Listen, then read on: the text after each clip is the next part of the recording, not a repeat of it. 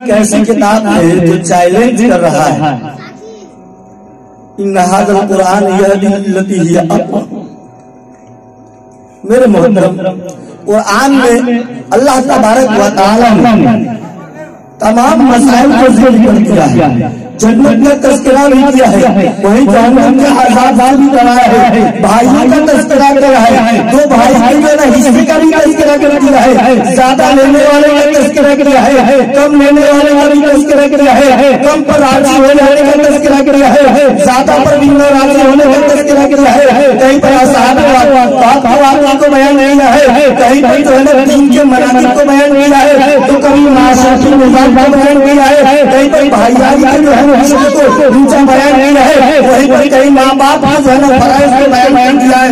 मेरे मोहतरम, कौन से मसाइल कुरान पाक में नहीं है, कौन से मनासिब तो अल्लाह को कुरान पाक में वाज़ेह किया है, लेकिन आज उम्मत इस बात पर फैसला करे कि हम कुरान जानते नहीं जानने की वजह से परेशानी आई है। जब जब किसी कौम ने किसी कौम को जलील करना चाहे, कमजोर करना चाहे, तो नंबर 1 इससे तालीम को छीन लिया गया।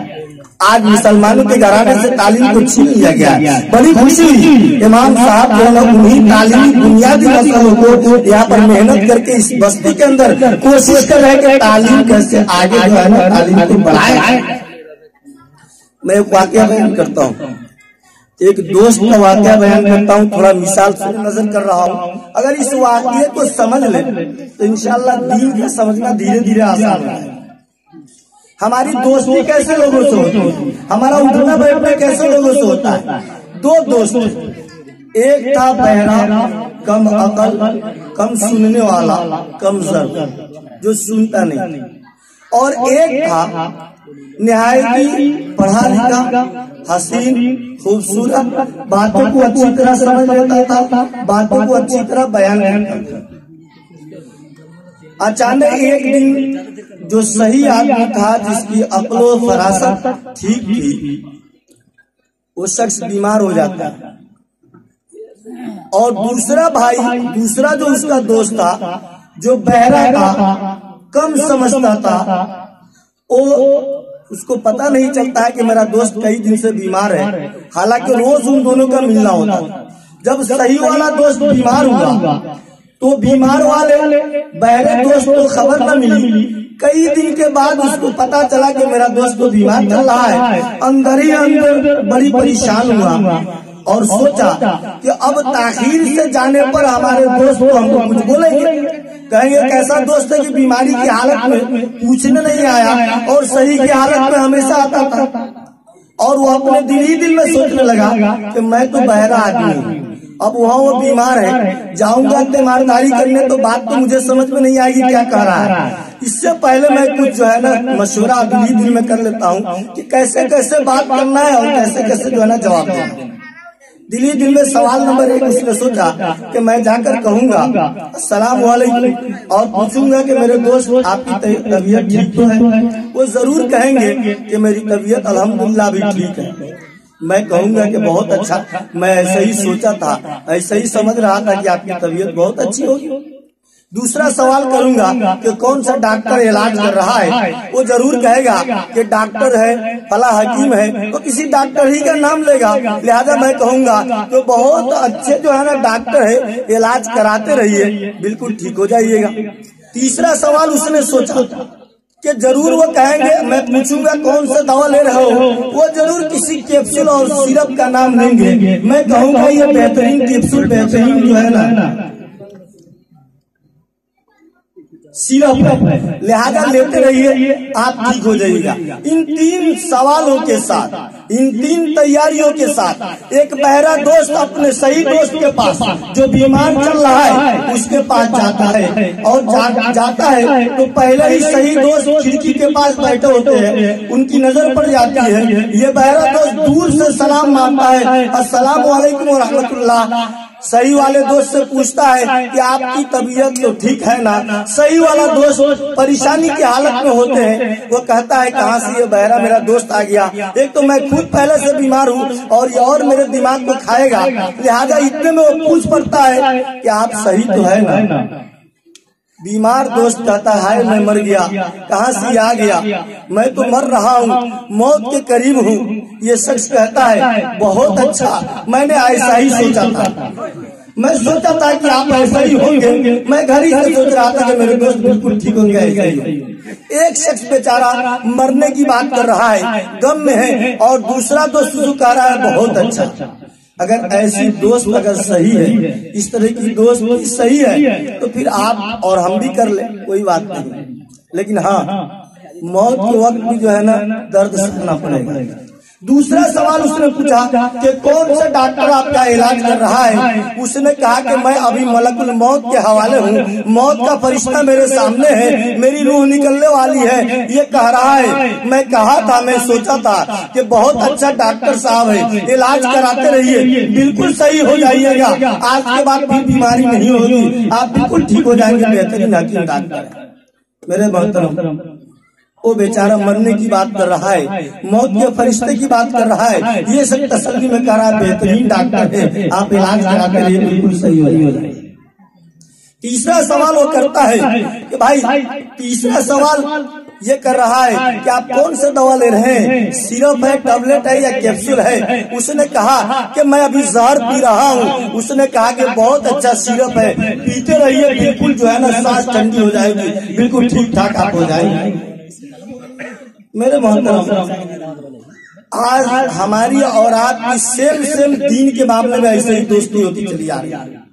जितने लोग दीन को न समझने वाले हैं, उन्हीं लोगों के साथ हमारा उठना बैठना हो रहा है। जितने लोग दीन को समझने वाले हैं, उनसे हमारी दूरी होती चली जा रही है। हमारा जो है ना बैठना उठना उलमाओं के पास होना चाहिए, मसाजिद के अंदर ज्यादा होना चाहिए, आजान के बाद मसाइल को सीखने के अंदर सर्फ होना चाहिए, नमाज के लिए तैयारी होनी चाहिए, वजू से फारिग होकर मस्जिद के अंदर ज्यादा से ज्यादा वक्त लगना चाहिए। लेकिन नहीं, बिल्कुल आजान के वक्त हम लोग इधर उधर की बातें करते रहते हैं। लाउड स्पीकर से जो है ना मुअज्जिन साहब आजान दे देते हैं। आजान के कलिमात को हम दोहराते भी नहीं है, बल्कि अल्लाह का नाम लिया जाता रहता है और हम लोग अपनी बात करते रहते हैं, जबकि उस वक्त बात करना कतई सही दुरुस्त नहीं है। लेकिन माँ और बहनें भी बात नहीं करती और बात बंद नहीं करती, और आप लोग भी जो है ना बात बंद नहीं करते। ये तो ऐसे उस पठान साहब के वाकये की तरह हो गया कि एक गैर मुस्लिम भाई हमारे मस्जिद के पास जो है ना, उनको समझ में नहीं आया कि ये मस्जिद है। मस्जिद के दीवार से बैठकर इस्तिंजा कर खड़े होकर इस्तिंजा कर रहे थे। वो खान साहब आए और एक गुस्सा लगाया उनके बाजू में और कहा, कम समझ में बात नहीं आ रही है कि मस्जिद के दीवार के बगल बंधु जो है ना इस्तिंजा कर रहे हो, मेरे मस्जिद के दीवार को खराब कर रहे हो। चंद माह बाद वही शख्स, वो मुसलमान खान वही उसी जगह पर जहाँ पर वो गैर मुस्लिम पेशाब कर रहे थे, वो खुद पेशाब कर रहा है। वो गैर मुस्लिम शख्स की नजर पड़ी, अरे यही भाई है जिसने इससे पहले मैं जब पेशाब कर रहा था तो मुझे मारा था, आज तक मेरा जो है मेरे कमर के अंदर दर्द है, लेकिन आज वो खुद ही पेशाब कर रहा है। जब इस शख्स ने, इस गैर मुस्लिम भाई ने मुसलमान से पूछा, खान साहब क्या मामला है, कल तो पिछले साल इसी जगह मैं पेशाब कर रहा था तो आपने मेरी पिटाई की थी, आज तक बाजू में दर्द है, आज आप खुद कर रहे हैं। कहा कि ये तो मेरे बाप की मस्जिद में तू जाता है कि नहीं जाता है, मैं जो चाहूँ करूँ। आज तो मुसलमानों की हालत ये है, कोई गैर अगर गाना बजाना कर देता है, मस्जिद के बगल से कुछ लेकर चला जाता है, तो इनको बड़ी चलन होती है कि हमारे मस्जिद के पास से कोई कैसे जा रहा है। खुद ही अपने शादी ब्याह में अपने बीवी बहुओं को नचाते हैं, खुद नाचते हैं, खुद परछावन करते हैं, खुद जो है ना हर तरह की बुराइयों को अपने सीने में लिए। क्या ये कभी सोचते हैं कि हमारा काम क्या है, हम कर क्या रहे हैं? अगर गैर मस्जिद के पास से कोई चीज लेकर चले जाए तो हमारे खुदा भाग जाते हैं, और हम अपने घरों के अंदर गाना बजाना करें तो रहमत के फरिश्ते आ जाते हैं। जिन औरतों को बिल्कुल नमाज के अंदर जोर से कलामे पाक के पढ़ने की इजाजत नहीं दी गई है, वो हमारी माँ और बहनें रोडों पर जो है ना निकलती है, परछावन करती है, ये बिल्कुल कतई नाजायज और हराम। घरों के अंदर गाना बजाना होता है, कोई भी मर्द उसके ऊपर पाबंदी नहीं लगाते हैं। चे जाए कि इस स्टेज से नौजवान बच्चियों का कुरान पाक पढ़ना जायज नहीं है, तो फिर घरों के अंदर चिल्ला चिल्ला कर कोई गलत कलिमात को कहना कैसे जायज हो सकता है? नमाज के अंदर जब औरतों को इजाजत नहीं दी गई है कि वो इमाम को लुकमा दे, अगर इमाम साहब भूल जाए तो फिर उनके लिए किसने इजाजत दिया कि घरों के अंदर वो जोर जोर से कोई बात करे? जायज बात भी जोर जोर करने पर ममानियत है। मेरे मोहतरम दोस्तों, मैं पर्दा के ऊपर एक वाकया मेरे जहन में आया। खलीफा हारून रशीद की बीवी ज़ैबुन निसा का एक वाकया है। वो ज़ैबुन निसा अपने घर के अंदर जहाँ पर औरतें अपने बाल को बनाती है, साफ किया करती है। बड़े लोगों के घरों में कुछ मखसूस जगह होते हैं जहाँ पर औरतें अपनी बाल बनाती है, बल्कि उसको सीधा करती है, गुदा करती है, चोटियां बनाती है और अपने जो है ना पूरे श्रृंगार को बजा लाती है। वहाँ पर एक दिन खलीफा हारून रशीद की बीवी ज़ैबुन निसा अपने बाल को बना रही थी, अपने चोटी को गूंथ रही थी। इतने में काम काज का वक्त था, उनका नौकर उस घर में आ गया। आने के बाद उस नौकर की नजर ज़ैबुन निसा के सर पर पड़ गई। सर पर पड़ना था कि ज़ैबुन निसा फौरन अपने चेहरे को, अपने सर को दुपट्टा से ढाकना शुरू किया और ढक भी लिया। फिर सवाल किया, ऐ नौकर, जरूरत से तुम्हारा आना हुआ है, ये मेरी गलती है कि तुम्हारे आने जाने के वक्त में मैं बाल बना रही थी, हालांकि मुझे नहीं बनाना चाहिए, लेकिन बात ये नहीं है। जरा तुम ये बताओ, आइंदा से आना तो खखार कर आना, खबर देकर आना, आवाज लगा कर आना। जरा ये तो मुझे बताओ कि मेरे बाल के चोटी के किस हिस्से पर जो है ना तेरी नजर पड़ी है?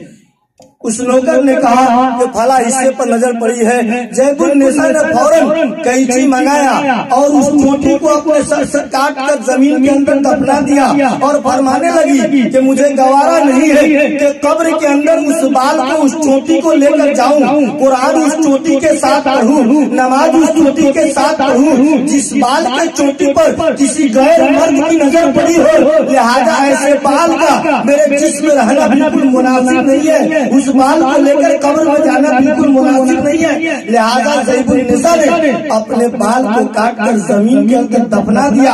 आज हमारी माँ और बहनें कैसी हो गई है, हमारी बेटी और बहुएं कैसी हो गई है कि आज उनका सर भी खुला रहता है, वो सरेआम हंसती भी रहती है, वो रोड और चौराहे पर बैठ कर बातें भी करती रहती है। हालांकि जो है ना इस्लाम के अंदर इन बातों की इजाजत नहीं है, बल्कि वो अपने घर के अंदर भी आहिस्ता बात।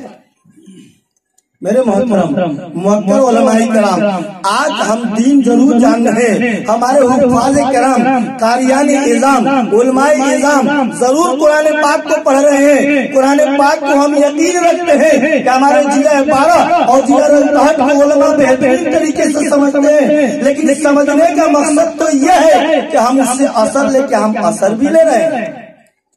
जब असर के मामले में आता है, बयान रोज दिन ज्यादा से ज्यादा अच्छे अंदाज में बयान किए जा रहे हैं। बेहतरीन कद्दावर उलमा स्टेज पर जो है ना रौनक अफरोज होते हैं, हर एक की बयान हो रही है, लेकिन कुरानी हकीकत किसी के दिल पर असर नहीं हो रहा है। हालांकि कुरान का मतलब ही है हर अमल खाली है, मगर इखलास के बाद वो अमल काबिल कबूल है। हमारे अमलों के अंदर इखलास नहीं आ रहा है, हमारी तिलावतों के अंदर इखलास नहीं आ रहा है। हम कुरान पढ़ते जरूर है, मसाइल को जानते जरूर है, लेकिन मसला बयान करते हो उस मसले का असर हमारे दिलों के अंदर नहीं होता है, उसकी हकीकत हमारे दिलों के अंदर नहीं है, हमारे इबादतों के अंदर नहीं है। इसीलिए हमारे घरों में कुरान होने के बावजूद, हमारे इलाका में उलमा और मुफ्ती होने के बावजूद, हर घर के अंदर हुफ़ाज़ होने के बावजूद, हर मस्जिद के अंदर इमाम होने के बावजूद, जो ईमानी असर मुस्लिम समाज में होना चाहिए वो असर कहीं नहीं पाया जा रहा। हम मुअस्सिर नहीं है, हमारे दिलों के अंदर असर नहीं है। बड़ी परेशानी की बात होती चली जा रही है। मेरे मोहतरम बुजुर्गों और दोस्तों, जरूरत है हमें अपने आप को संभालने का। मैं एक तरफ एक आयत पढ़ा था, अभी उस आयत के मौजू पर मैं नहीं जाऊंगा। एक आयत तिलावत की है, इस आयत वल्लज़ी यक़बलु तौबता अन इबादिही व याफ़ू अन सय्यिआत व यअलमु मा तफ़अलून। मैं इसी आयत को मौजू बनाया।